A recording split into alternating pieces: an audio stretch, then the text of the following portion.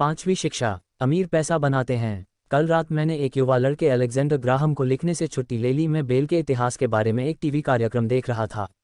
Bell ने तब अपने टेलीफोन का पेटेंट कराया और वह बहुत खतरे में थे। उनके नए आविष्कारों की मांग बहुत ज़्यादा है। एक बड़ी कंपनी की आवश्यकता होने पर उन्होंने वेस्टर्न यूनियन से संपर्क किया, जो उस समय की सबसे बड़ी व्यापारिक कंपनी थी, और पूछा कि क्या वे उनके पेटेंट और छोटी कंपनी को खरीदेंगे। वह पूरी चीज़ के लिए $1 लाख चाहता था।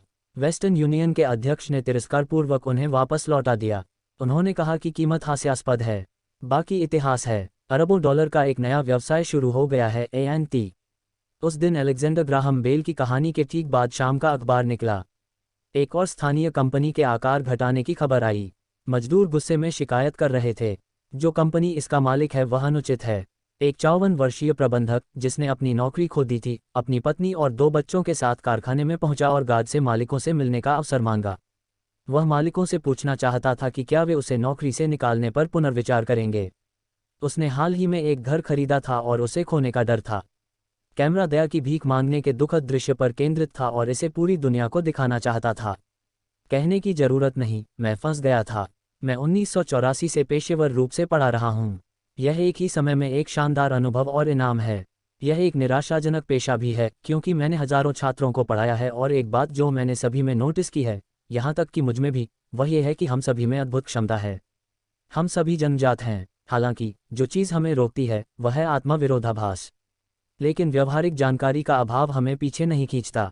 आत्मविश्वास की कमी ही हमें पीछे खींचती है। कुछ दूसरों की तुलना में अधिक प्रभावित होते हैं। स्कूल खत्म करने के बाद हमें एहसास होता है कि कॉलेज की डिग्री या अच्छे ग्रेड इतने महत्वपूर्ण नहीं हैं।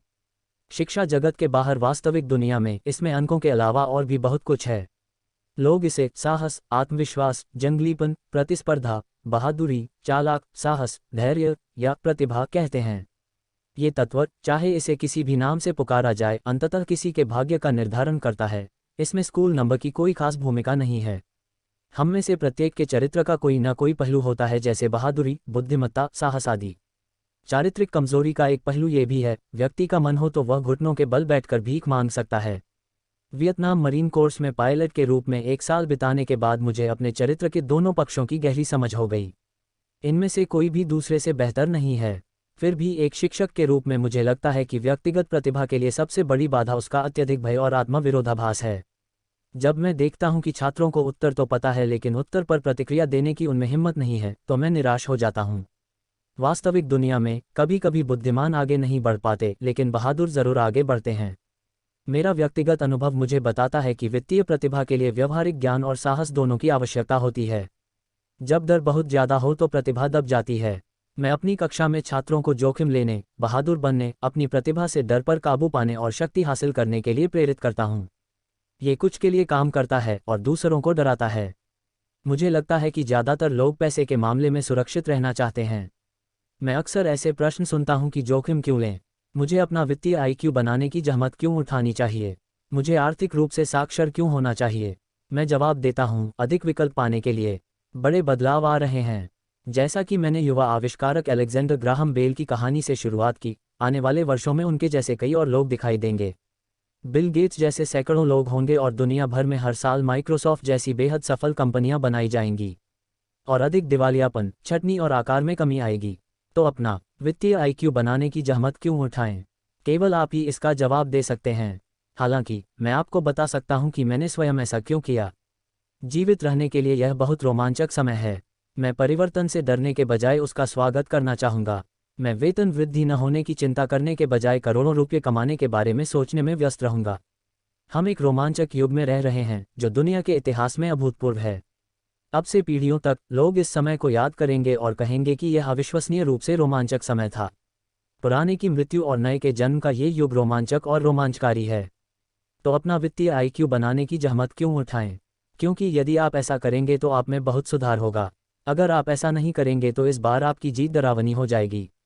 इस बार बहादुर आगे बढ़ेंगे और अन्य लोग पुराने क्षतिग्रस्त जीवन चक्र से चिपके रहेंगे। 300 वर्ष पहले भूमि को धन कहा जाता था, अतः भूमि का स्वामी ही धन का स्वामी होता था। फिर कारखाने और विनिर्माण आए और अमेरिकी प्रभुत्व शुरू हुआ। व्यापारियों के पास धन होता है। आज सूचना का युग है। जिसे सही समय पर सबसे अधिक जानकारी मिलती है वह सबसे अमीर है। समस्या यह है कि पृथ्वी पर यह जानकारी प्रकाश की गति से चलती है। इसलिए इस नई संपत्ति को सीमाओं से नहीं बांधा जा सकता, जैसा कि भूमि या कारखानों को किया जा सकता है। तो परिवर्तन भी अधिक तीव्र और अचानक होगा। नए करोड़पतियों की संख्या अचानक बढ़ जाएगी। कई लोग पीछे भी पड़ जाएंगे। इन दिनों मैं कितने लोगों को संघर्ष करते हुए देखता हूँ। जीवन के ये पुराने तरीके परिवर्तन को रोकते हैं। मैं ऐसे बहुत से लोगों को जानता हूं जो अपनी नौकरियां खो रहे हैं, उन्हें अपना घर छोड़ना पड़ रहा है और उन्हें इस बात का एहसास नहीं है कि शायद समस्या वे ही हैं। पुराने विचार ही उनकी सबसे बड़ी देनदारी हैं। यह एक दायित्व है, क्योंकि वे ये समझना नहीं चाहते कि विचार या कार्रवाई का तरीका कल एक संपत्ति रहा होगा, लेकिन कल चला गया है। एक दोपहर मैं छात्रों को अपने द्वारा आविष्कृत कैश फ्लो नामक बोर्ड गेम की मदद से निवेश के बारे में सिखा रहा था। एक मित्र अपने साथ किसी को कक्षा में लाया। इस मित्र का हाल ही में तलाक हुआ था और तलाक के निपटारे में उसे बहुत कुछ करना पड़ा। वह कुछ सवालों के जवाब ढूंढ रहा था। उसके दोस्त ने सोचा कि मेरी क्लास से उसे मदद मिल सकती है। ये गेम ये सिखाने के लिए डिज़ाइन किया गया था कि पैसा कैसे काम करता है। गेम खेलकर वे आय विवरण और बैलेंस शीट के कामकाज को समझना सीखते हैं। वे सीखते हैं कि दोनों के बीच कैश फ्लो कैसे किया जाए और धन का निर्माण कैसे किया जाए, यानी कि मासिक खर्चों से अधिक के लिए इन्वेंट्री से पर्याप्त मासिक नकदी प्रवाह होना चाहिए। इसमें सफल होने पर आप चूहा दौड़ से मुक्त हो जाएंगे और फास्ट ट्रैक में प्रवेश कर सकेंगे। जैसा कि मैंने पहले कहा, कुछ लोग खेल से नफरत करते हैं, कुछ इसे पसंद करते हैं और दूसरों को बात समझ में नहीं आती। इस महिला ने कुछ सीखने का एक मूल्यवान अवसर गंवा दिया। पहली बार उन्होंने एक नाव की तस्वीर वाला डूडेड कार्ड बनाया। पहले तो वह खुश था, ओह मुझे एक नाव मिल गई। फिर जब उसका दोस्त उसके आय विवरण और बैलेंस शीट में संख्याओं की भूमिका समझाने की कोशिश कर रहा था, तो वह परेशान हो गया क्योंकि उसे गणित पसंद नहीं था। जबकि उनके मित्र ने आय विवरण, बैलेंस शीट और मासिक नकदी फ्लो सहसंबंध समझाया, बाकी तालिका इंतजार कर रही थी। अचानक जब उसे समझ आया कि नंबर कैसे काम करते हैं, तो उसे एहसास हुआ कि नाव उसे जिंदा निगल रही है। पारे ने खेल में साइज कम करने के कारण अपनी नौकरी खो दी और उसका एक बच्चा भी है। यह उसके लिए एक संघर्षपूर्ण खेल बन गया था। कक्षा के अंत में उसका दोस्त मेरे पास आया और मुझसे कहा कि वह बहुत परेशान है। वह कक्षा में निवेश के बारे में जानने के लिए आया था और उसे लंबी अवधि का मूर्खतापूर्ण खेल बिल्कुल भी पसंद नहीं है। उसके दोस्त ने खेल पर अपने ही पैसे वापस करने की मांग की। उनके अनुसार खेल को मानव व्यक्तित्व का प्रतिबिंब मानना पूरी तरह से मूर्खता है। उसे तुरंत वापस कर दिया गया और छोड़ दिया गया। 1984 के बाद से मैंने वह काम करके अरबों रुपए कमाए हैं जो स्कूल अधिकारी नहीं करते। अधिकांश शिक्षक स्कूलों में व्याख्यान देते हैं। एक छात्र के रूप में मुझे व्याख्यानों से नफरत थी। मैं ऊब और गुमसुम सा महसूस करता था। 1984 से मैंने खेल और सिमुलेशन के माध्यम से पढ़ाना शुरू किया। मैं हमेशा बड़े छात्रों से खेल को उनके वर्तमान ज्ञान और ज्ञान की ज़रूरतों के प्रतिबिंब के रूप में देखने के लिए कहता हूँ। सबसे महत्वपूर्ण बात यह है कि यह गेम मानव उपयोग को दर्शाता है। तो यह एक तत्काल फीडबैक है। यहाँ खेल शिक्षक के भाषण की बजाय भाषण बन जाता है, जो आपको बिल्कुल वैसा ही फीडबैक देता है जैसा आप चाहते हैं। बाद में महिला की दोस्त ने मुझे फ़ोन पर सारी खबर बताई। उन्होंने कहा कि उनका दोस्त ठीक है और शांत हो गया है। ठंडे दिमाग से उसने इस खेल और अपने जीवन के बीच अनुकूलता देखी। हालांकि उनके और उनके पति के पास नाव नहीं थी, फिर भी उनके पास वह सब कुछ था जो वे कर सकते थे। तलाक के बाद वह 2 कारणों से नाराज थे।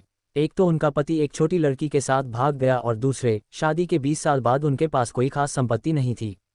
उनके पास साझा करने के लिए लगभग कुछ भी नहीं था।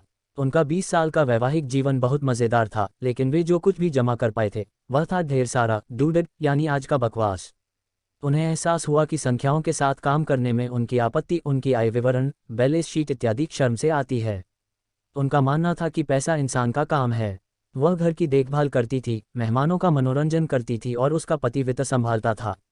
अब उसे यकीन हो गया है कि उसने अपनी शादीशुदा जिंदगी के आखिरी 5 साल तक उससे पैसे छुपाए। वह अब पैसे की कीमत और निश्चित रूप से दूसरी महिला की कीमत का एहसास न करने के लिए खुद से नाराज है। एक बोर्ड गेम की तरह दुनिया हमें हमेशा तुरंत फीडबैक देती रहती है। यदि आप जागरूक और सावधान रहें तो कई चीज़ें समझी और सीखी जा सकती हैं। कुछ समय पहले मैंने अपनी पत्नी से शिकायत की थी कि सफाईकर्मी मेरी पैंट छोटी कर रहे होंगे। मेरी पत्नी शांति से हंसी और उसने मेरे पेट पर मुक्का मारा और मुझे बताया कि पैंट छोटी नहीं हुई है, बल्कि किसी और चीज़ का आकार बढ़ गया है। कैश फ्लो गेम को इस तरह से डिज़ाइन किया गया है कि यह प्रत्येक खिलाड़ी को व्यक्तिगत प्रतिक्रिया दे सकता है। इसका उद्देश्य आपको विभिन्न प्रकार के विकल्प देना है। यदि आप बोर्ड कार्ड निकालते हैं और यह आपको कर्ज में डाल देता है, तो सवाल ये हो जाता है, अब आप क्या करना चाहते हैं? कितने अलग अलग वित्तीय विकल्प हैं? ये खिलाड़ियों को नए और विभिन्न वित्तीय विकल्पों के बारे में सोचना और आविष्कार करना सिखाता है। मैंने 1000 से अधिक लोगों को ये गेम खेलते देखा है। जो लोग चूहा दौड़ से सबसे तेजी से बाहर निकलते हैं वे झूठे होते हैं और रचनात्मक वित्तीय बुद्धि रखते हैं।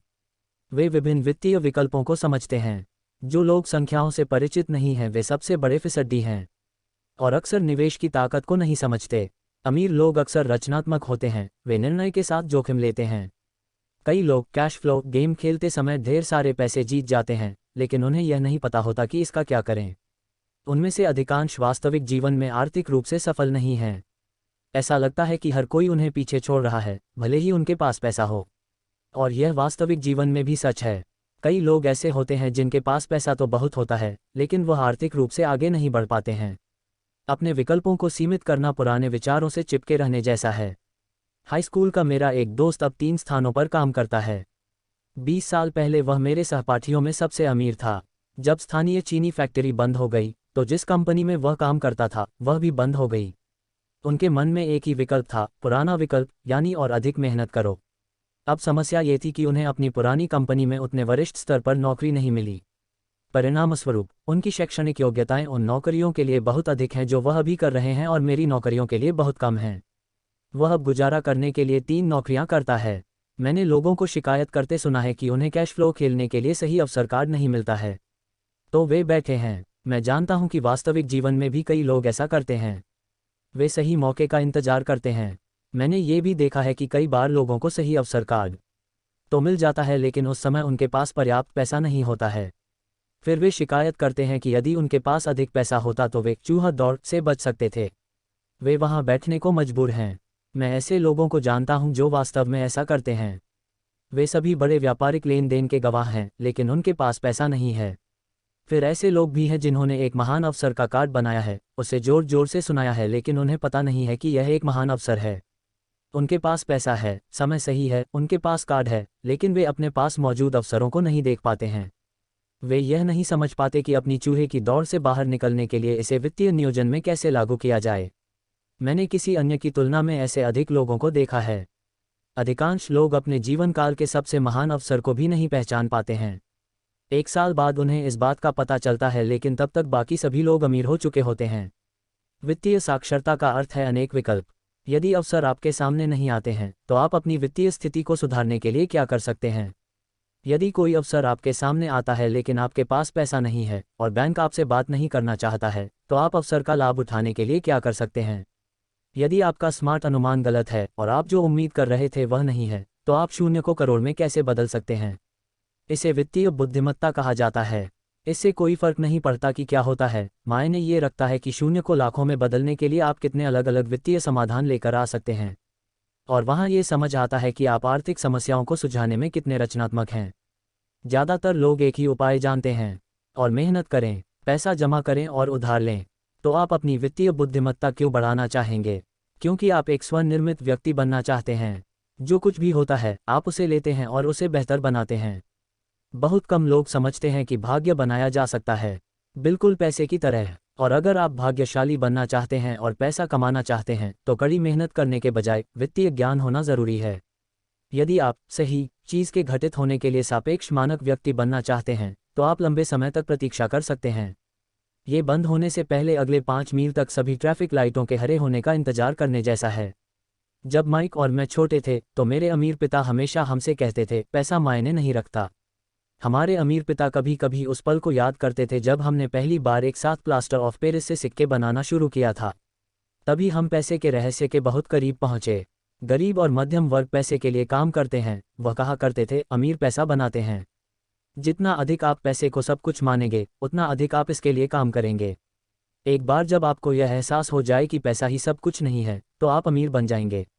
यह क्या है, माइक? मैं अक्सर सवाल पूछता था, अगर पैसा ही सब कुछ नहीं है तो क्या है? यह एक तरह की समझ या समझौता है, ऐसा अमीर डैडी कहा करते थे। हम सभी के पास सबसे शक्तिशाली संपत्ति हमारी बुद्धि है। अगर इसे अच्छे से प्रशिक्षित किया जाए तो ये कुछ ही समय में ढेर सारी संपत्ति पैदा कर सकता है, जो 300 साल पहले के राजा रानियों के सपनों से भी परे है। फिर एक अप्रशिक्षित रवैया अत्यधिक गरीबी पैदा कर सकता है, जो पीढ़ियों से चली आ रही है, और उनके परिवारों को भी यह गरीबी सिखाती है। सूचना युग अकल्पनीय रूप से बढ़ रहा है।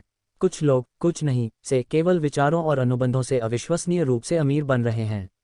उन लोगों से पूछें जो स्टॉक और निवेश का व्यापार करके जीवन यापन करते हैं और आप पाएंगे कि वे हमेशा एक ही चीज़ देखते हैं। अरबों अक्सर कुछ ही क्षणों में कुछ नहीं से बन जाते हैं।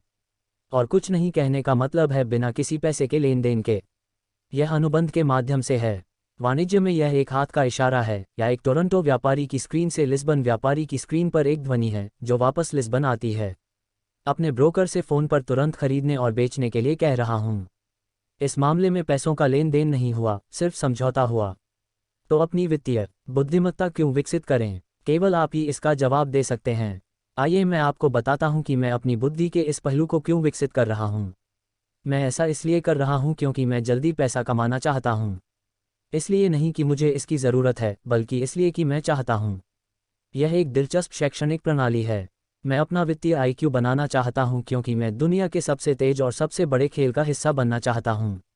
उस युग का हिस्सा बनना चाहते हैं जहां लोग शरीर या शारीरिक श्रम से नहीं बल्कि बुद्धि से बेशर्मी से काम लेते हैं। इसके अलावा यहीं पर सारी गतिविधियां हो रही हैं। इस तरह से यह आगे बढ़ने का रास्ता है। भयानक भी, लेकिन मज़ेदार भी। इसलिए मैं अपनी सबसे मजबूत परिसंपत्तियां विकसित कर रहा हूं, अपनी वित्तीय बुद्धिमत्ता में निवेश कर रहा हूं, ताकि उन लोगों के साथ कदम मिला सकूं जो आगे बढ़ने का साहस करते हैं। मैं उन लोगों के साथ नहीं रहना चाहता जो पीछे रह गए हैं।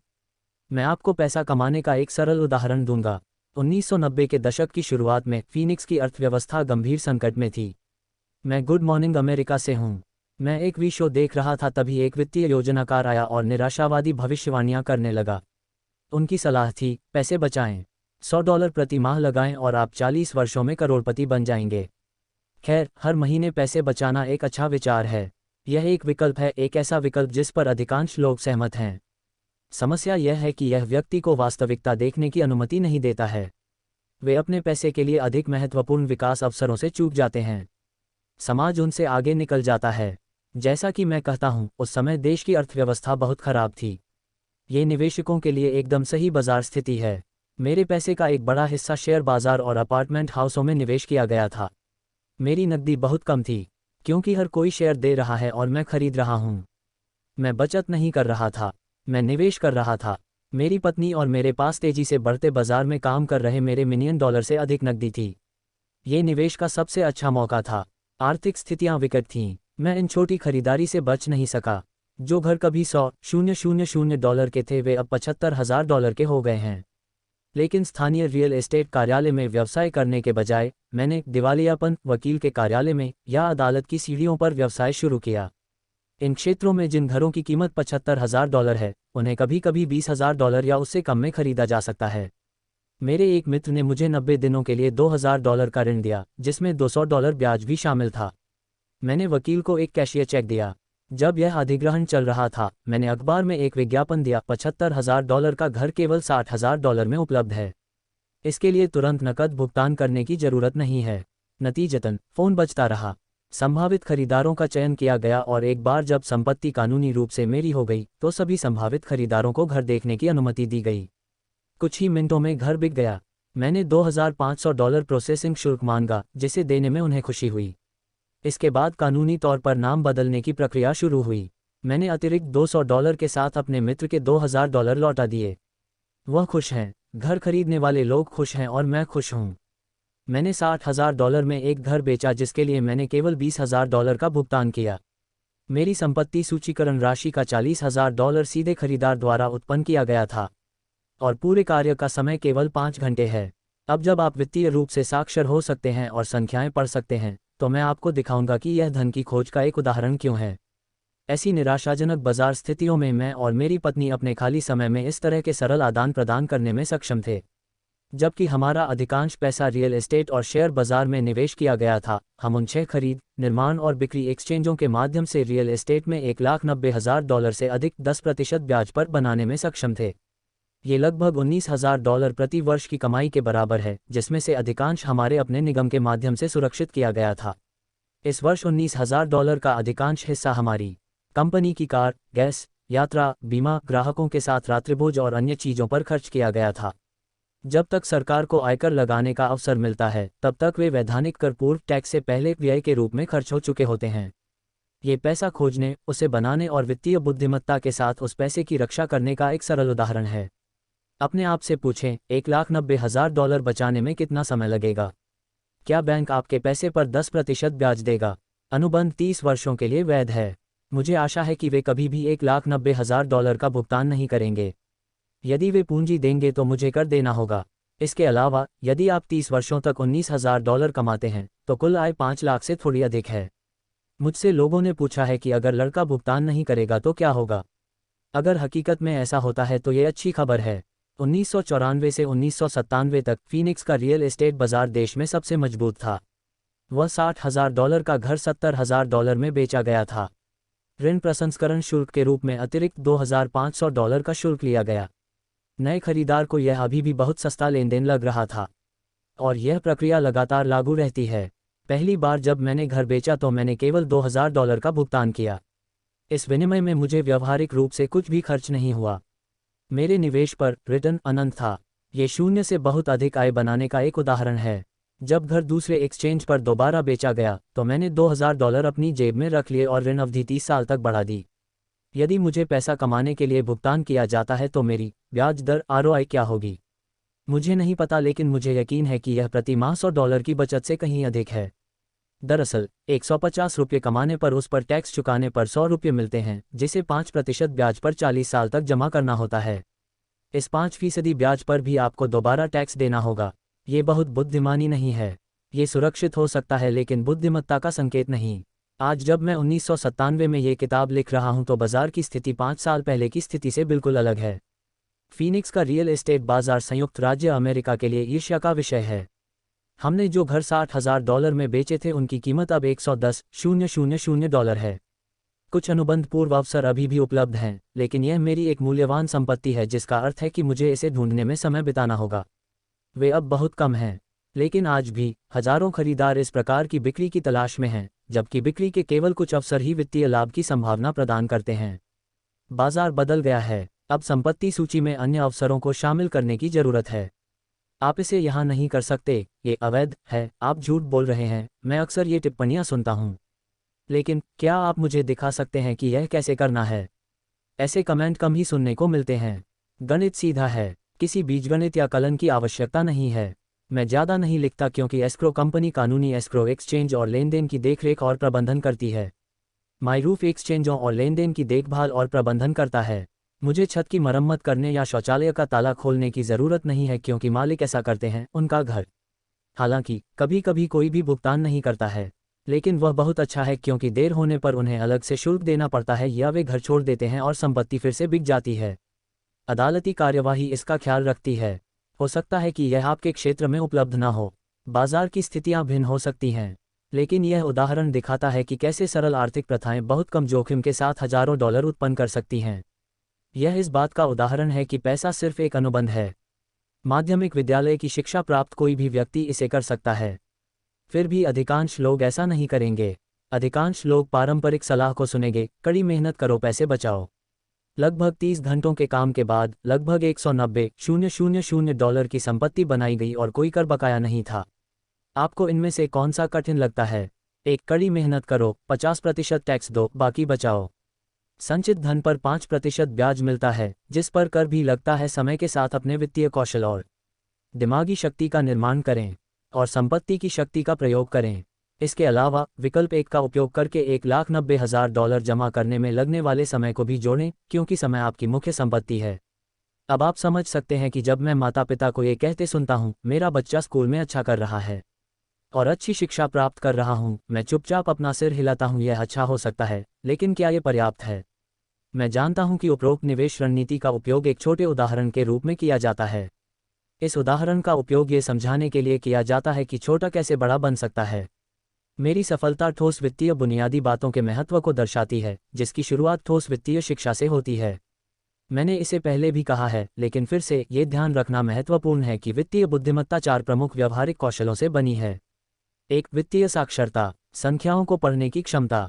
2. निवेश रणनीति, पैसे से पैसा कमाना। 3. बाजार, आपूर्ति और मांग। अलेक्जेंडर ग्राहम बेल ने वही दिया जो बाजार चाहता था। बिल गेट्स भी ऐसे ही हैं। $75,000 का घर $60,000 में बेचा गया जबकि इसकी लागत $20,000 थी।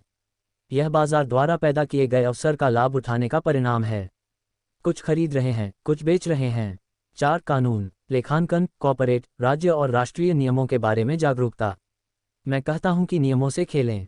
एक छोटा घर खरीदना, एक बड़ा अपार्टमेंट खरीदना, एक company, stock, bond, mutual fund, कीमती धातु, बेसबॉल या कोई अन्य चीज़ खरीदना और उससे पैसा कमाने के लिए सफल होने के लिए इस बुनियादी आधार या इन कौशल के संयोजन की आवश्यकता होती है। 1996 तक रियल एस्टेट बाजार फिर से फल फूल रहा था और हर कोई इसमें शामिल हो रहा था। शेयर बाजार भी तेजी से बढ़ रहा था और हर कोई इसमें शामिल हो रहा था। अमेरिकी अर्थव्यवस्था फिर से अपने पैरों पर खड़ी हो रही थी। मैंने 1993 में बेचना शुरू किया और अब पेरू, नॉर्वे, मलेशिया और फिलीपींस की यात्रा करता हूं। निवेश में बदलाव आया। जब खरीदारी की बात आई तो हम वास्तव में रियल एस्टेट बाजार से बाहर थे। अब मैं देख रहा हूं कि संपत्ति सूचीकरण की कीमतें बढ़ रही हैं। हो सकता है कि इस साल के अंत में बिक्री शुरू करनी पड़े। ये कांग्रेस द्वारा पारित कुछ विधायी परिवर्तनों पर निर्भर हो सकता है। मुझे लगता है कि इन 6 छोटे घरों को खरीदने और बेचने से शायद कुछ की बिक्री शुरू हो जाएगी और $40,000 नकद में बदल जाएंगे। मुझे अपने अकाउंटेंट को फ़ोन करना होगा और उसे नकदी के लिए तैयार रहने और इसे सुरक्षित रखने के तरीके खोजने के लिए कहना होगा। मेरे कहने का मतलब यह है कि निवेश आएगा और जाएगा, बाजार उठेगा और गिरेगा, अर्थव्यवस्था में तेजी आएगी, फिर गिरावट आएगी। वे जारी रहेंगे। जीवन का हर दिन, दुनिया आपको जीवन में एक बार सुनहरा अवसर दे रही है, लेकिन हम उन्हें मुश्किल से ही देख पाते हैं। लेकिन वे वहाँ हैं, और जितने अधिक अवसर होंगे उतना ही यह आपको और आपके परिवार को आर्थिक रूप से सुरक्षित होने में मदद करेगा। तो फिर अपना वित्तीय कौशल विकसित करने की जहमत क्यों उठाएं? फिर केवल आप ही इसका उत्तर दे सकते हैं। मैं जानता हूं कि मैं सीखने और निर्माण पर ध्यान क्यों केंद्रित करता हूं। मैं ऐसा इसलिए कर रहा हूं क्योंकि मैं जानता हूं कि बदलाव आ रहा है। मैं बदलाव का स्वागत करना पसंद करूंगा, अतीत से चिपके रहना नहीं। मैं जानता हूं कि बाजार में तेजी आएगी, बाजार गिरेगा। मैं अपनी वित्तीय कुशलता बढ़ाऊंगा क्योंकि मैं जानता हूं कि जब भी बाजार बदलेगा तो कुछ लोग नौकरी की भीख मांगेंगे। इस बीच अन्य लोग उस अवसर का लाभ उठाएंगे जो जीवन ने उन्हें दिया है और इसे 10 लाख में बदल देंगे। हम सभी को कभी न कभी वह अवसर दिया जाता है। वह वित्तीय बुद्धिमत्ता का प्रतीक है। मुझसे अक्सर उन अवसरों के बारे में पूछा जाता है जिन्हें मैंने लाखों में बदला है। व्यक्तिगत रूप से मैं अपने व्यक्तिगत निवेश उदाहरण का उपयोग करने में संकोच करता हूं। मैं झिझकता हूं क्योंकि यह अभिमानपूर्ण या आत्मपराजित प्रतीत होगा। यह मेरा इरादा नहीं है। स्पष्टीकरण के लिए मैं केवल कुछ सरल और वास्तविक मामलों को संख्यात्मक और कालानुक्रमिक रूप से उदाहरण के रूप में उपयोग करता हूं। आप वित्तीय बुद्धिमत्ता के 4 स्तंभों से जितनी अधिक गहराई से परिचित होंगे यह उतना ही आसान होगा। निजी तौर पर मैं वित्तीय वृद्धि के लिए 2 मुख्य माध्यमों का उपयोग करता हूं, रियल एस्टेट और छोटे स्टॉक। रियल एस्टेट को मेरे आधार के रूप में उपयोग करें। हर दिन मेरी संपत्ति से नकदी प्रवाहित होती है और कभी कभी कीमत बढ़ जाती है। तेज वृद्धि के लिए छोटे शेयरों का उपयोग किया जाता है। मैं यह नहीं कह रहा हूं कि जो मैं करता हूं वही करो। उदाहरण तो उदाहरण हैं। यदि अवसर बहुत जटिल लगता है और मुझे निवेश की समझ नहीं है तो मैं निवेश नहीं करता। वित्तीय सफलता के लिए सीधे गणित और सामान्य ज्ञान दोनों की आवश्यकता होती है। उदाहरणों का उपयोग करने के 5 कारण हैं। 1. लोगों को और अधिक सीखने के लिए प्रेरित करना। 2. लोगों को ये बताना कि यदि नींव ठोस है तो ये करना आसान है। 3. हर किसी को विश्वास दिलाएं कि कोई भी बहुत सारा पैसा कमा सकता है। 4. ये दर्शाने के लिए कि आपके लक्ष्य प्राप्त करने के लिए हजारों विकल्प हैं। 5. ये दिखाने के लिए कि यह कोई रॉकेट साइंस नहीं है। 1989 में मैं पोर्टलैंड, ओरेगॉन के एक खूबसूरत इलाके में जॉगिंग कर रहा था। इस उपनगर में कई खूबसूरत जिंजरब्रेड घर थे। घर छोटे और सुंदर हैं। मैंने सोचा था कि किसी भी क्षण रेड राइडिंग हुड सर पर दौड़ता हुआ बाहर आएगा और फुटपाथ से होते हुए अपनी दादी के घर चला जाएगा। यहाँ चारों ओर बिकाऊ है के बोर्ड लगे रहते थे। लकड़ी बाजार खराब है, शेयर बाजार नीचे है और अर्थव्यवस्था खराब स्थिति में है। मैंने देखा कि एक सड़क पर बाकी घरों से काफ़ी पहले बिक्री के लिए का बोर्ड कई दिनों से लटका हुआ था। घर पुराना लग रहा था। एक दिन इसके पास जॉगिंग करते हुए मेरी मुलाकात इसके मालिक से हुई। वह खतरे में लग रहा था। आप घर के लिए कितना मांग रहे हैं? मैंने पूछ लिया। घर का मालिक मुड़ा और मंद मंद मुस्कुराया। मुझे कीमत बताओ, उसने कहा। यह 1 साल से अधिक बिक्री के लिए है। फिर भी कोई देखने नहीं आता। मैं देखूंगा, मैंने कहा। और आधे घंटे के बाद मैंने वह घर उसकी इच्छा से $20,000 कम में खरीद लिया। यह एक प्यारा सा 2 बेडरूम का घर है जिसकी सभी खिड़कियों पर जिंजरब्रेड की झालरें हैं। घर हल्के नीले रंग का है और उस पर राख की हल्की झलक है और इसे 1930 के दशक में बनाया गया था। घर के अंदर एक खूबसूरत पत्थर का फायरप्लेस है और 2 छोटे शयनकक्ष थे। किराए के लिए आदर्श घर। मैंने घर $45,000 में खरीदा, मालिक को $5,000 नकद भुगतान किया। घर की कीमत मूल रूप से $65,000 थी। कोई खरीदना नहीं चाहता था। मुक्त होने की खुशी में मालिक ने 1 सप्ताह के भीतर घर छोड़ दिया और मेरा पहला किराएदार, एक स्थानीय प्रोफेसर, यहाँ आया। बंधक, अन्य खर्चों और प्रबंधन शुल्क का भुगतान करने के बाद मैं महीने के अंत में $40 से थोड़ा कम जमा कर पाया। उत्साहित होने की कोई बात नहीं। 1 साल बाद ओरेगोन के उदास बीले एस्टेट बाजार में तेजी आने लगी। कैलिफोर्निया के निवेशकों को उनके उभरते रियल एस्टेट बाजार से बहुत लाभ हुआ। अब वे ओरेगोन और वाशिंगटन में खरीदारी करने के लिए उत्तर की ओर जा रहे थे। मैंने वह छोटा सा घर कैलिफोर्निया में एक युवा जोड़े को $95,000 में बेच दिया, जिन्होंने सोचा कि उन्होंने बहुत अच्छा लाभ कमाया है। मेरा लगभग $40,000 का पूंजीगत लाभ 1031 कर स्थगित एक्सचेंज में रखा गया था और मैं अपने पैसे रखने के लिए जगह की तलाश में गया था। लगभग 1 महीने के भीतर मुझे बीवर्टन, ओरेगोन में इंटेल प्लांट के ठीक बगल में एक 12 यूनिट वाला अपार्टमेंट हाउस मिला। मालिक जर्मनी में रहते थे, उन्हें पता नहीं था कि उस जगह की कीमत क्या है और फिर से बस इससे बाहर निकलना चाहते थे। मैंने $4,50,000 की इमारत के लिए $2,75,000 की पेशकश की। वे $3 लाख पर सहमत हुए। मैंने इसे खरीदा और 2 साल तक अपने पास रखा। उसी 1031 विनिमय प्रक्रिया का उपयोग करते हुए हमने इमारत को 495,000 में बेच दिया और फीनिक्स, एरिज़ोना में 30 यूनिट अपार्टमेंट इमारत खरीदी। हम तब तक बारिश से बचने के लिए फीनिक्स चले गए थे और हमें वैसे भी बेचना था। पूर्व ओरेगोन बाजार की तरह फीनिक्स का रियल एस्टेट बाजार उदास था। फीनिक्स में 30 यूनिट अपार्टमेंट बिल्डिंग की कीमत $225,000 से कम होकर $875,000 थी। 30 इकाइयों से नकदी प्रवाह प्रति माह $5,000 से थोड़ा अधिक था। एरिज़ोना बाजार में तेजी आने लगी और कुछ साल बाद कोलोराडो के एक निवेशक ने हमें संपत्ति के लिए $1.20 मिलियन की पेशकश की। मैं और मेरी पत्नी बेचने के बारे में सोच रहे थे, लेकिन इंतजार करने का फैसला किया क्योंकि हम देखना चाहते थे कि क्या कांग्रेस ने पूंजीगत लाभ कानूनों में कोई बदलाव किया है। यदि यह बदलता है तो हमें उम्मीद है कि संपत्ति की कीमतें 15-20% और बढ़ जाएंगी। इसके अलावा $5,000 प्रति माह बहुत अच्छा कैश फ्लो है। यह इस बात का उदाहरण है कि कैसे एक छोटी राशि बड़ी राशि में विकसित हो सकती है। फिर यह वित्तीय विवरण, निवेश रणनीति, बाजार की समझ और कानून की समझ का मामला है। अगर लोग इन चीज़ों को अच्छी तरह से नहीं जानते हैं तो जाहिर तौर पर उन्हें पारंपरिक का पालन करना चाहिए, यानी सावधानी से खेलना चाहिए, विविधता लानी चाहिए और केवल सुरक्षित निवेश में निवेश करना चाहिए। सुरक्षित निवेश के साथ समस्या यह है कि वे अक्सर लाभदायक नहीं होते हैं, यानी यह इतना सुरक्षित है कि मुनाफा कम है। अधिकांश बड़े ब्रोकरेज हाउस अपनी और अपने ग्राहकों की सुरक्षा के लिए एक्सचेंज नहीं करते हैं और यह मूर्खतापूर्ण नीति है। अधिकांश जोखिम भरे एक्सचेंज बाजार में नए लोगों को पेश नहीं किए जाते हैं।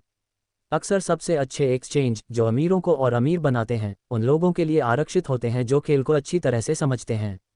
जिन लोगों को विनम्र नहीं माना जाता है उन्हें ये दूरगामी आदान प्रदान की पेशकश करना व्यावहारिक रूप से अवैध है, लेकिन ऐसा होता है। मैं जितना तथाकथित सुरुचिपूर्ण रहूंगा उतने ही अधिक अवसर मेरे पास आएंगे। वित्तीय बुद्धिमत्ता विकसित करने का एक अन्य कारण यह है कि आपको जीवन भर कई अवसर दिए जाते हैं और आपके पास जितनी अधिक वित्तीय बुद्धिमत्ता होगी, ये समझना और बताना उतना ही आसान होगा कि कोई व्यापार अच्छा है या नहीं। आपकी बुद्धि खराब ट्रेड को पहचान सकती है या खराब ट्रेड को अच्छे ट्रेड में बदल सकती है। जितना अधिक मैं सीखता हूं, और सीखने के लिए बहुत कुछ है, मैं उतना ही अधिक कमाता हूं क्योंकि जैसे जैसे वर्ष बीतते हैं मेरा ज्ञान और अनुभव बढ़ता है। मेरे ऐसे दोस्त हैं जो सुरक्षित रहते हैं और अपने करियर में कड़ी मेहनत करते हैं लेकिन वित्तीय बुद्धिमत्ता हासिल करने में असमर्थ हैं, जिसे बनाने में वास्तव में समय लगता है। मेरा सर्वव्यापी दर्शन सूची में बीज बोना है। यही मेरा सूत्र है। मैं छोटी शुरुआत करता हूं और बीज बोता हूं। कुछ बढ़ते हैं, कुछ नहीं बढ़ते। हमारे रियल एस्टेट कॉरपोरेशन में हमारे पास करोड़ों डॉलर की संपत्ति है। ये हमारा अपना REIT या रियल एस्टेट इन्वेस्टमेंट ट्रस्ट है। मेरा मुख्य मुद्दा यह है कि इन लाखों लोगों में से अधिकांश ने $5,000 से $10,000 के छोटे निवेश के साथ शुरुआत की। ये सारी नकदी अच्छे भाग्य के कारण तेजी से बढ़ते बाजार को पकड़ ली है। ये करों का भुगतान किए बिना विकसित हुआ है, कई वर्षों में बार बार खरीदा और बेचा गया है। हमारे पास एक निगम व्यापी स्टॉक पोर्टफोलियो है जिसे मैं और मेरी पत्नी अपना व्यक्तिगत म्यूचुअल फंड कहते हैं।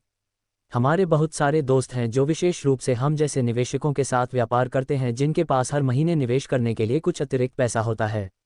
हम अत्यधिक जोखिम भरी दीर्घकालिक निजी कंपनियां खरीदते हैं जो संयुक्त राज्य अमेरिका या कनाडा में स्टॉक एक्सचेंज में सार्वजनिक होने वाली हैं। कितनी तेजी से मुनाफा कमाया जा सकता है इसका एक उदाहरण यह है, कंपनी के सार्वजनिक होने से पहले 100,000 शेयर 25 सेंट पर खरीदे गए थे। 6 महीने बाद कंपनी शेयर बाजार में सूचीबद्ध हो गई। 1,00,000 शेयरों की कीमत अब प्रत्येक की कीमत $2 है।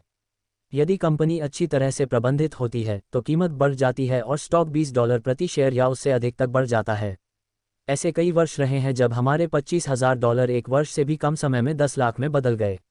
यदि आप जानते हैं कि आप क्या कर रहे हैं तो इसे जुआ न कहें। ये जुआ है जब आप लेन देन में पैसा लगाते हैं और लाभ के लिए भगवान से प्रार्थना करते हैं। मेरा कहना है कि अपने नुकसान को कम करने और जोखिम को कम करने के लिए सामान्य ज्ञान और खेल के प्रति प्रेम का उपयोग करें। जोखिम हमेशा बना रहता है। वित्तीय बुद्धिमत्ता से हानि की स्थिति में सुधार किया जा सकता है। इस तरह जो एक के लिए जोखिम भरा है वह दूसरे के लिए कम जोखिम भरा है। इसलिए मैं लोगों को स्टॉक, रियल एस्टेट या अन्य बाजारों में निवेश किए बिना वित्तीय रूप से साक्षर होने के लिए प्रोत्साहित करना चाहता हूं। आप जितने होशियार और समझदार बनेंगे उतना ही अधिक आप घाटे को मुनाफे में बदल सकते हैं। मेरे द्वारा निवेश किए गए सभी स्टॉक अधिकांश लोगों के लिए बेहद जोखिम भरे हैं और बिल्कुल भी अनुशंसित करने लायक नहीं हैं। मैं इस गेम को 1979 से खेल रहा हूं, इसलिए मैं इस गेम को अच्छी तरह से जानता हूं। लेकिन अगर आप फिर से पढ़ते हैं कि इस प्रकार का निवेश ज़्यादातर लोगों के लिए बहुत जोखिम भरा है, तो आप अपने जीवन को अलग तरह से संरचित करने में सक्षम हो सकते हैं ताकि एक वर्ष में $25,000 को 10 लाख में बदलने की आपकी क्षमता कम जोखिम भरी हो। जैसा कि मैंने पहले कहा है, मैंने जो लिखा वह स्वीकार्य सलाह के रूप में नहीं लिखा। इसका उपयोग केवल ये दिखाने के लिए एक उदाहरण के रूप में किया जाता है कि यह सरल और संभव है। एक आम आदमी के लिए प्रति वर्ष $1,00,000 से अधिक की अप्रत्यक्ष आय बहुत अच्छी है और इसे हासिल करना उतना मुश्किल नहीं है। यह बाजार पर निर्भर करता है और आप कितने स्मार्ट हैं। इस हिसाब से इसे 5 से 10 साल के अंदर किया जा सकता है। यदि आप अपने जीवन यापन के खर्चों को कम रख सकते हैं तो वह अतिरिक्त $1,00,000 अच्छा है, चाहे आप काम करें या नहीं। यदि आप चाहें तो आप काम कर सकते हैं या सेवानिवृत्त हो सकते हैं और सरकारी कर प्रणाली का उपयोग बिना किसी विरोध के अपनी सहायता के लिए कर सकते हैं। मेरा व्यक्तिगत आधार रियल एस्टेट है। मुझे रियल एस्टेट पसंद है क्योंकि यह स्थिर और धीमी गति से चलने वाली है। मैं अपनी नींव मजबूत रखता हूँ। मेरा नकदी प्रवाह काफ़ी स्थिर है और अगर ठीक से देखभाल की जाए तो कीमत बढ़ने की अच्छी संभावना है। रियल एस्टेट में एक ठोस आधार होने का लाभ मुझे मेरे द्वारा खरीदे जाने वाले दीर्घकालिक स्टॉक में अधिक जोखिम लेने की अनुमति देता है। यदि मैं शेयर बाजार में बहुत अधिक मुनाफा कमाता हूं, तो मैं मुनाफे पर अपना पूंजीगत लाभ कर चुकाता हूं और जो बचता है उसे रियल एस्टेट में निवेश करता हूं। इस प्रकार अपनी संपत्ति को फिर से सुरक्षित करता हूं। चलिए रियल एस्टेट के बारे में बात करते हैं। मैंने दुनिया की यात्रा की है और निवेश करना सिखाया है। हर शहर में मैंने लोगों को ये कहते हुए सुना है कि रियल एस्टेट सस्ते में नहीं खरीदा जा सकता। मेरा अनुभव नहीं, यहाँ तक कि न्यूयॉर्क और टोक्यो में भी शहर के ठीक बाहर सबसे अच्छे सौदे ज़्यादातर लोगों का ध्यान भटकाते हैं। यहाँ तक कि जहाँ हाल ही में सिंगापुर में रियल एस्टेट की कीमतें आसमान छू रही हैं, वहाँ छोटी ड्राइव के भीतर ही अच्छे सौदे मिल सकते हैं। इसलिए जब भी मैं किसी को ये कहते हुए सुनता हूँ, आप यहाँ ऐसा नहीं कर सकते, तो मैं उन्हें याद दिलाता हूँ कि शायद वे वास्तव में यही कह रहे हैं। मुझे अभी भी नहीं पता कि यहाँ ऐसा कैसे करना है। सुनहरे अवसर अदृश्य हैं, मैं उन्हें देखना चाहता हूँ। अधिकांश लोग अमीर नहीं बन पाते क्योंकि उनके पास अपने सामने आने वाले अवसरों को पहचानने के लिए वित्तीय प्रशिक्षण नहीं होता है। मुझसे अक्सर पूछा जाता है, मैं कैसे शुरुआत करूं? पिछले अध्याय में मैं उन 10 कदमों की पेशकश करता हूं जिनका पालन मैंने वित्तीय स्वतंत्रता के अपने पद पर किया। लेकिन हमेशा मौज मस्ती करना याद रखें। ये सिर्फ एक खेल है। कभी आप जीतते हैं, कभी आप सीखते हैं। इसका आनंद लें। अधिकांश लोग कभी नहीं जीतते क्योंकि वे हारने से बहुत डरते हैं। इसीलिए स्कूल मुझे इतना व्यर्थ लगता है। स्कूल में हम सीखते हैं कि गलतियां करना बुरा है और गलतियां करने पर सज़ा मिलती है। हालांकि यदि आप ध्यान दें तो मनुष्य को सीखने के लिए इस तरह बनाया गया है कि हम गलतियां करके सीखते हैं। हम रेंग कर चलना सीखते हैं। यदि हम गिरते नहीं तो हम चलना नहीं सीखते। यही बात साइकिल चलाना सीखने पर भी लागू होती है। मेरे घुटनों पर आज भी चोट के निशान हैं, लेकिन आज मैं बिना कुछ सोचे अपनी बाइक चला सकता हूँ। अमीर बनने के मामले में भी यही सच है। दुर्भाग्य से अधिकांश लोग अमीर नहीं हैं क्योंकि वे खोने से डरते हैं। जीतने वाले हारने से नहीं डरते, लेकिन जो हारते हैं वो डरते हैं। असफलता सफलता की प्रक्रिया का हिस्सा है। जो लोग असफलता से बचते हैं वे सफलता से भी बचते हैं। मैं पैसे को लगभग अपने टेनिस खेल की तरह देखता हूँ। मैं कड़ी मेहनत करता हूँ, गलतियाँ करता हूँ, सुधारता हूँ और गलतियाँ करता हूँ, सुधारता हूँ और धीरे धीरे सुधार करता हूँ। अगर मैं कोई गेम हार जाता हूँ तो मैं नेट पर जाता हूँ, अपने प्रतिद्वंद्वी से हाथ मिलाता हूँ, मुस्कुराता हूँ और कहता हूँ, अगले रविवार को मिलते हैं। दूसरा है निवेशक। एक पहले और सबसे आम प्रकार के लोग पैकेज निवेश खरीदते हैं। वे रिटेल आउटलेट जैसे रियल एस्टेट कंपनी या स्टॉक ब्रोकर या वित्तीय योजनाकार को कॉल करते हैं और कुछ खरीदते हैं। यह म्यूचुअल फंड, आरईआईटी, स्टॉक या बॉन्ड हो सकते हैं। ये निवेश करने का एक अच्छा और साफ सुथरा तरीका है। उदाहरण के लिए, एक ग्राहक कंप्यूटर स्टोर पर जाता है और सीधे कंप्यूटर खरीदता है। दो दूसरे प्रकार के निवेशक वे हैं जो निवेश बनाते हैं। ये निवेशक आमतौर पर लेन देन एकत्र करते हैं और उन्हें इकट्ठा करते हैं, जैसे कुछ लोग जो कंप्यूटर के हिस्से खरीदते हैं और फिर उन्हें इकट्ठा करते हैं। ये ग्राहक को अनुकूलित करने जैसा है। मुझे नहीं पता कि कंप्यूटर के विभिन्न हिस्सों को एक साथ कैसे रखा जाए, लेकिन मैं निश्चित रूप से जानता हूं कि अवसरों को एक साथ कैसे जोड़ा जाए या ऐसे लोगों को जानता हूं जो ऐसा करते हैं। ये दूसरे प्रकार के निवेशक संभवतः बहुत पेशेवर निवेशक हैं। कभी कभी सभी टुकड़ों को एक साथ जोड़ने में वर्षों लग जाते हैं, और कभी कभी वे एक साथ नहीं आते हैं। मेरे अमीर पिता ने मुझे इस दूसरे प्रकार का निवेशक बनने के लिए प्रोत्साहित किया। अलग अलग टुकड़ों को एक साथ फिट करना सीखना महत्वपूर्ण है, क्योंकि जीतने की प्रबल संभावना है, लेकिन अगर किस्मत खराब हो तो बड़ा नुकसान हो सकता है। यदि आप दूसरे प्रकार के निवेशक बनना चाहते हैं तो आपको 3 मुख्य लक्ष्य विकसित करने होंगे। आर्थिक रूप से समझदार होने के लिए इन 3 नुकसानों को जोड़ें। एक, उस अवसर को कैसे पहचानें जो बाकी सभी को नहीं मिला है। आप अपनी बुद्धि से वह देख लेंगे जो दूसरों की नज़रों से बच गया है। उदाहरण के लिए, मेरे एक मित्र ने यह पुराना जीर्ण शीर्ण घर खरीदा। ये डरावना लग रहा है। हर कोई सोच रहा है कि उसने इसे क्यों खरीदा। उसने जो देखा, जो हमने नहीं देखा, वह ये था कि घर से जुड़ी 4 अतिरिक्त खाली जगहें थीं। वह इसका पता लगाने के लिए शीर्षक कंपनी के पास गया। घर खरीदने के बाद उन्होंने इसे तोड़ दिया और इसे स्प्रेडर को बेच दिया। जिस कीमत पर उन्होंने इसे खरीदा था उससे 3 गुना अधिक कीमत पर केवल 2 महीने के काम में $75,000 कमाए। ये बहुत अधिक पैसा नहीं है, लेकिन यह न्यूनतम वेतन से अधिक है और यह अभ्यास बहुत कठिन है। 2, धन कैसे जुटाएं। आम लोग तो बैंक ही जाते हैं। इस दूसरे प्रकार के निवेशक को यह जानना आवश्यक है कि पूंजी कैसे जुटाई जाए, और ऐसे कई तरीके हैं जिनसे बैंक जाने की जरूरत नहीं पड़ती। शुरुआत में मैंने सीखा कि बिना बैंक की मदद के घर कैसे खरीदा जाता है। घर उतना महत्वपूर्ण नहीं है, लेकिन ये जो पैसे कमाने का कौशल सिखाता है वह अमूल्य है। अक्सर मैंने लोगों को ये कहते हुए सुना है, बैंक मुझे ऋण नहीं देंगे, या मेरे पास उसे खरीदने के लिए पैसे नहीं हैं। यदि आप दूसरे प्रकार का बनना चाहते हैं तो आपको ऐसा क्या करना सीखना होगा जो अधिकांश लोगों को पीछे धकेल रहा है। दूसरे शब्दों में, अधिकांश लोगों की वित्तीय स्थिति उन्हें खरीदारी करने से रोक रही है। यदि आप इस बाधा से बच सकते हैं तो आप उन लोगों से बहुत आगे होंगे जिन्होंने ये कौशल नहीं सीखा है। कई बार ऐसा हुआ है जब मैंने बैंक में एक पैसा भी रखे बिना घर, स्टॉक या अपार्टमेंट बिल्डिंग खरीदी है। मैंने एक बार $1.2 मिलियन में एक अपार्टमेंट हाउस खरीदा था। मैंने खरीदार और विक्रेता के बीच एक लिखित समझौता किया जिसे बांधना कहा जाता है। फिर मैंने जमा राशि के रूप में $1,00,000 जोड़े, जिससे मुझे शेष राशि एकत्र करने के लिए और 90 दिन का समय मिल गया। मैंने ऐसा क्यों किया? क्योंकि मुझे पता था कि इसकी कीमत $2 मिलियन है। मैंने कभी पैसे नहीं निकाले। इसके बजाय जिस व्यक्ति ने मुझे $1,00,000 दिए थे उसने मुझे इस लेनदेन का पता लगाने के लिए $50,000 दिए। पूरे काम में मुझे 3 दिन लगे। फिर, आप जो खरीदते हैं उससे अधिक महत्वपूर्ण यह है कि आप क्या जानते हैं। निवेश करना खरीदना नहीं है। ऐसे में आपका ज्ञान महत्वपूर्ण है। 3, बुद्धिमान लोगों को कैसे संगठित किया जा सकता है। बुद्धिमान व्यक्ति वह है जो लोगों के साथ काम करता है या ऐसे लोगों को रोजगार देता है। जब आपको सलाह की आवश्यकता हो तो बुद्धिमानी से सलाहकार चुनना सुनिश्चित करें। सीखने के लिए बहुत कुछ है, लेकिन पुरस्कार भी आसमान छू सकते हैं। अगर आप ये स्किल सीखना नहीं चाहते तो मेरी सलाह है कि आप नंबर 1 निवेशक बनें। आप जो जानते हैं वह आपकी सबसे बड़ी संपत्ति है। जो आप नहीं जानते वह आपका सबसे बड़ा जोखिम है। जोखिम हमेशा बना रहता है, इसलिए जोखिम से बचने की बजाय उसका सामना करने का प्रयास करें।